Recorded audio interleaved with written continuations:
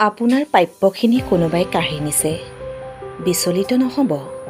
যদি সঁচাই আপোনাৰ প্ৰাপ্য, তেনে এদিন ঘূৰি আহিব। কেৱল আপুনি শুদ্ধ আৰু সত্য হওক। আপোনাক কোনোবাই ধেমালিৰ চলেৰে ইটিকিং কৰিছে। সহজভাৱে লওক। দেখিব আপোনাৰ সহজ গুণ তেওঁৰ বাবে অসহজ হ'ব।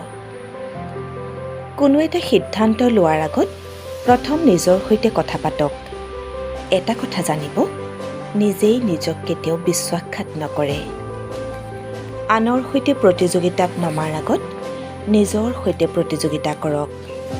যদি আপুনি জয়ী হৈছে, তেনে জানিব আনৰ সৈতে প্ৰতিযোগিতাৰ বাবে আপুনি উপযুক্ত। বিপদৰ সময়ত অধৈৰ্য নহ'ব। সমস্যা থাকিলে সমাধানো ওলাব। কেৱল সাহস আৰু ধৈৰ্য সাৰথি কৰক। শত্ৰুজনকো বন্ধু জ্ঞান কৰক। আপোনাৰ বন্ধুত্বসুলভ ব্যৱহাৰে তেওঁকো সলনি কৰিব। আপুনি কৰা এটা ভাল কামে যদি আনৰ উপকাৰ কৰে, চাব আপোনাতকৈ সুখী কোনো নোলাব।